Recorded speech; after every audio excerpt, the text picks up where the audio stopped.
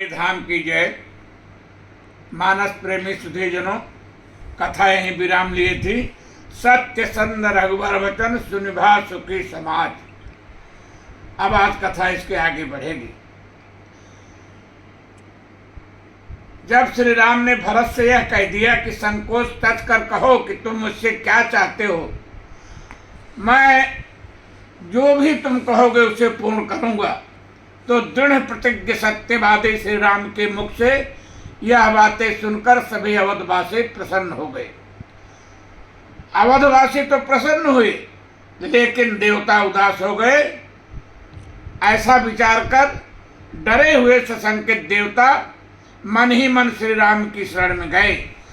सुरगण सहित सभय सुर राजू, सोचत चाहन होत काजू।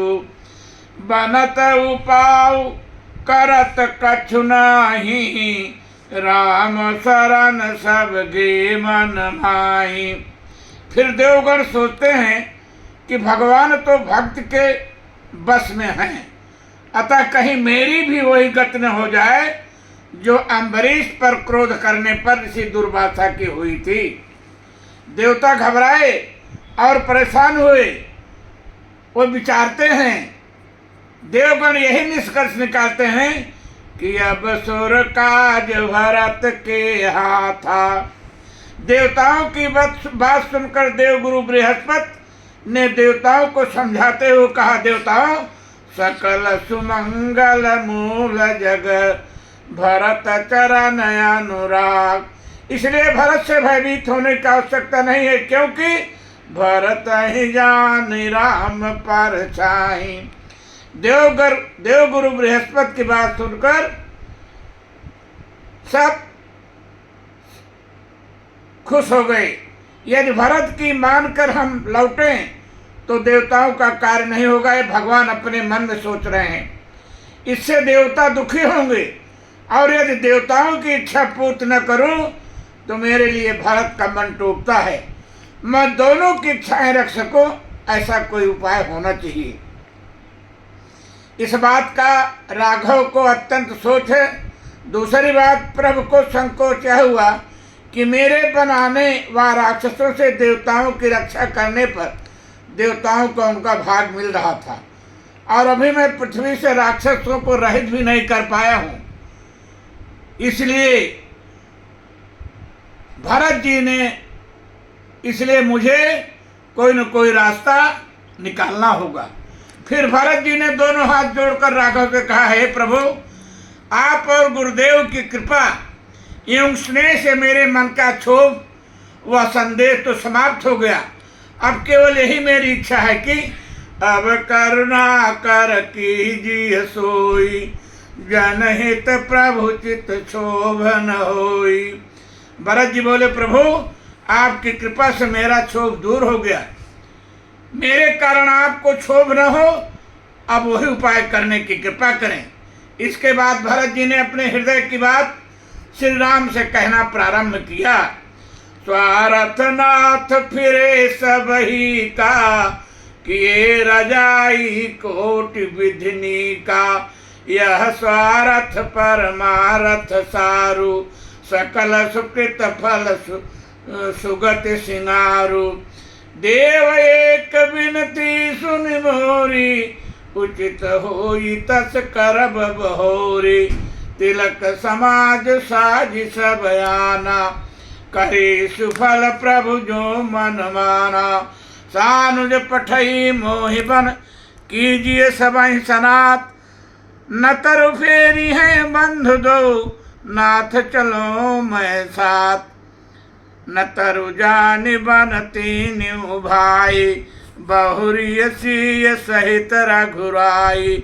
जेहि विधि प्रभु प्रसन्न मन होई, करुणा सागर कीजिए सोई। भरत ने कहा, प्रभु, आपके लौटने से तो सभी का स्वार्थ है, और आपकी आज्ञा का अनुपालन करने में तो कोटियों प्रकार से अच्छाई है।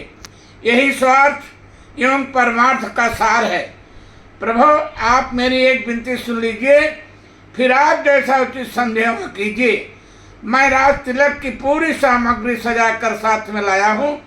यदि आपका मन माने तो उसे सफल कीजिए, अर्थात राज तिलक करवा लीजिए। यदि आपको यह स्वीकार नहीं तो शत्रुघ्न के साथ मुझे वन भेज दीजिए और सभी को सनाथ कीजिए। और यदि यह भी आपका को स्वीकार न हो तो आप तीनों भाई भरत शत्रुघ्न लक्ष्मण वन को, हम तीनों भाई भरत शत्रुघ्न लक्ष्मण वन को चले जाएं और आप में सीता सहित लौट जाओ। जिस प्रकार ठीक हो प्रभु, आप वही कहिए। भरत के भाव में कितनी विनम्रता व त्याग है। वे प्रभु को साधिकार लौटाने का आग्रह नहीं करते, प्रभु को प्रसन्न रख कर ही अपने अभीष्ट की पूर्ति चाहते हैं। धन्य है भरत जी, धन्य है। भरत जी ने प्रभु से यह भी कहा कि मैं तो कुछ भी कहूँगा उसमें स्वार्थ ही स्वार्थ होगा, परंतु अब तो मेरी यही इच्छा है कि आप जगत के कल्याण हेतु जो आज्ञा जिसे भी देंगे वह उसे स्वीकार कर लेगा। अब कृपाल मोहि सो मत भावा, सकुच स्वामी मन जाहि न पावा। प्रभु पद शपथ कहा सति भाव, जग मंगल हित एक उपाऊ। प्रभु प्रसन्न मन सकुच तरि, जो जहि आय सुदेई। सो सिर धरि करि सब, मिटहि अनट अवश्य और मिटहि अनट और। भरत जी की जब यह बात देवताओं ने सुना तो गदगद हो गए। भरत वचन सुच सुनि सुर हर से, साधु सराहि सुमन सुर वर से। उधर अपने दूतों के माध्यम से भरत जी के चित्रकूट जाने का समाचार पाकर जनक जी भी चित्रकूट पहुंच गए। जनक का आना सुनकर अयोध्यावासी प्रसन्न हो गए कि अब शायद अपने ससुर की बात मानकर राघव अवध लौट जाएं। परंतु श्री राम को तो अत्यंत संकोच हुआ कि वन में जानकी कोई साल में देखकर जनक जी भला क्या सोचेंगे। उधर जनक जी के आगमन से स्वार्थी सुर फिर घबराने लगे कि अब कहीं जनक के प्रेम में फंसकर प्रभु वापस हो गए। तब सुनत जनक आगमन सब, हर्षो अवध समाज। रघुनंदन ही सकोज बड़, सोच बिहस सुरराज। परंतु धन्य है जनक जी जो वन में सीता जी को तपस्विनी के रूप में देखकर दुखी नहीं हुए और सीता जी की इसके लिए प्रशंसा करते हुए कहा, तापस बेश जनक सिय देखी, भयो प्रेम पर तेओस विषेखी। पुत्र पवित्र किए कुल दो, सुजल धवल जग कह सबको। श्री राम तो भरत के प्रेम में पूर्णतया उनके बस में हो गए हैं। भरत द्वारा समस्त अधिकार प्रभु के पाले में छोड़ देने के बाद भी प्रभु भरत के स्नेह में दब से गए, भरत के प्रेम से दब से गए और भरत जी का प्रणा उनके स्नेह की पराकाष्ठा इतना भारी हो गया कि इससे प्रभु राम की ऐसी हालत हो गई कि श्री राम प्रेम में हो गए। गोस्वामी जी लिखते हैं, राम भगत में भरत निहारे, सुर सारथे हारे ही हारे। सबको राम प्रेम में पेखा, भय अलेख सोच बस लेखा। बस अब यही कथा विराम लेगी। जय श्री राम।